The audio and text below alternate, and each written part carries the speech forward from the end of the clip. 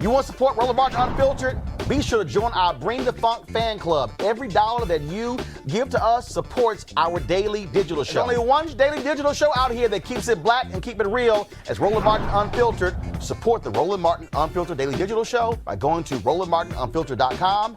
You can make this possible. All right, folks.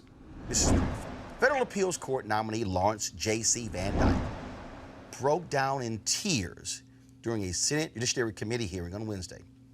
Why? Because of a scathing letter against his confirmation by the American Bar Association after it conducted 60 interviews and concluded that he was not qualified for the federal bench. In the letter, ABA Chair William C. Hubbard said Mr. VanDyke's accomplishments are offset by the assessments of interviewees that Mr. VanDyke is arrogant, lazy, an ideologue, and lacking in knowledge of the day-to-day practice, including procedural rules.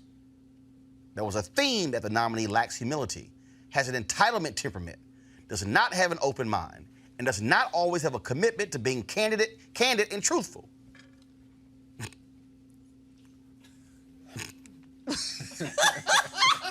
Damn. Well. Damn. Y'all should see Monique's face as I was reading. She was like, y'all got the video? Y'all got the tears? Damn, there's no video for it. Seriously? Oh my God. Okay, I just want to go out, Pam. Okay, Monique, I'm gonna start with you. I mean, to do 60 interviews and call this dude lazy. I mean, they just rip. Go ahead.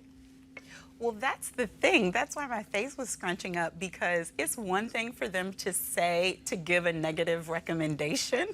You could survive that. But yeah, I could see why he would bust out crying. I mean, it's basically saying he does not know how to practice law. And he's like a jackass. I mean, that's what they said about him.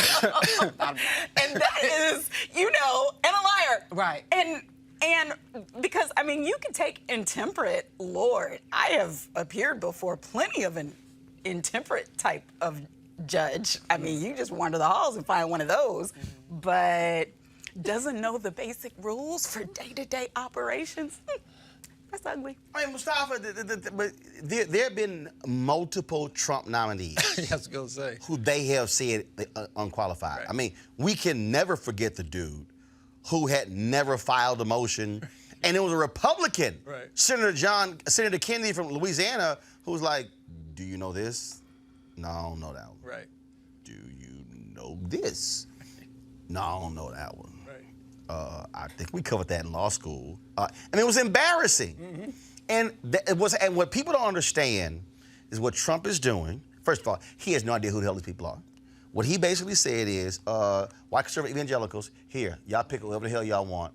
And the problem is, people like Lindsey Graham and Mike Lee of Utah and Ben Sasse of Nebraska and John Kennedy of Louisiana, they pretty much are allowing these people to go through, and they don't care because they want to pack the bench with right-wing ideologues to sit there for the next 40 to 50 years. It's a mockery of the process. You got these folks who, an L1 student would know more than many of them do.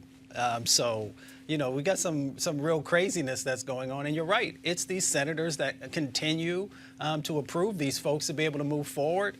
And unfortunately, the byproduct of that is going to be, these impacts that we continue to see inside of communities. But here's the reality of it. When we say that this person doesn't have the qualifications, we have a president who doesn't have the qualifications that most presidents would have. We have a leader at HUD who has no background in housing. We have a person at the Department of Education who has done everything that they can to, damage, just the basic public education. So this is just, a continuation of the process. Before I go to Erica, y'all know I was not going to allow this segment to go on without finding the video. Now, I requested the video, and here's the letter also says that you would not commit to being fair to litigants before you, notably members of the LGBTQ community. Can you speak to that? Did you say that you wouldn't be fair to members of the LGBT community? Senator, That was the part of the letter.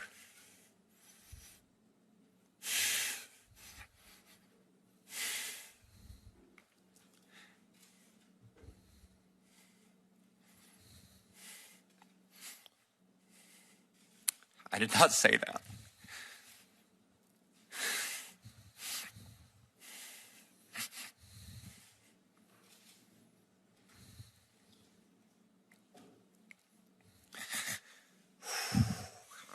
I apologize.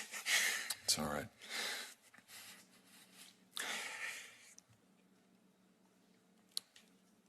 I'm sorry.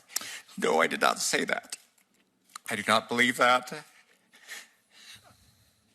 It is a fundamental belief of mine that all people are created in the image of God, and they should all be treated with dignity and respect.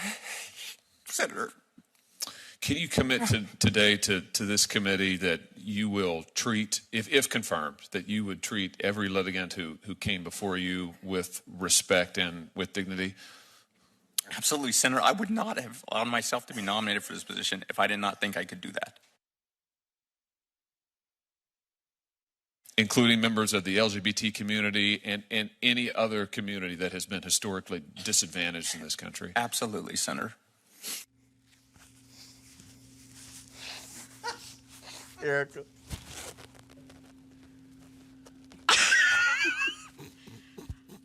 I'm not an attorney. I just play one on Law and Order. Oh, you say Holiday Express? Right.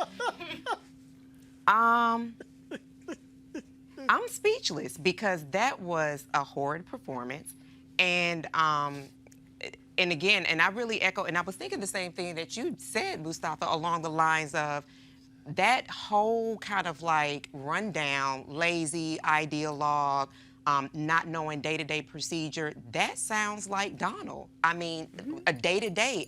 I believe his day-to-day schedule is, you know, chips, burgers, watching all of the networks. So I agree, too, that it is pretty much par for the course. Monique, you can find Listen, the reality is, and I don't know if that man was genuine or not, but his performance right there would upset the president who nominated him. He would not approve of any of those tears. He wouldn't approve of him apologizing. He wouldn't approve of him doing anything but some I said what I said, deal with what I said stuff, because frankly, that man is sitting there and knowing that he's gonna get approved. So if that injured him, I'm not gonna take that as a sign of weakness. What I am gonna say is that having this president, voting matters, people, has shown us the cracks in our system, because so much of our appointee system, whether it's for cabinet positions or whether it's for judges, depends on people having enough care and integrity about the process to appoint people who are qualified for the jobs. And we are seeing what can happen when we don't. That's right. Yeah, and the count is up. We're at, what, almost 200? Yeah. And it is by, and he's pointing a lot of people to the D.C. court. So any of the claims filed against him, he's going to have his former White House lawyers sitting on that bench, being appointed by design. All right, folks, back to our Roland Mark Unfiltered video in just one moment.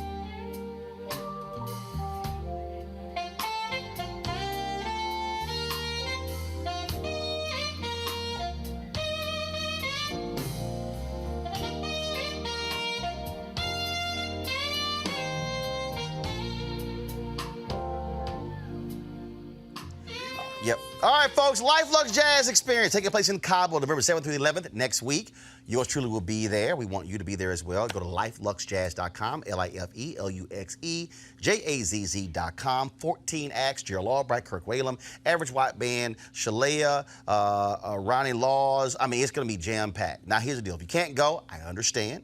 But you can also participate by getting the live streaming pass from GFNTV.com, GFNTV.com. $10.99, you'll get to see all of the concerts over the course of 3 days. It's fantastic. Oh, did I tell you that GFNTV.com, Black-owned?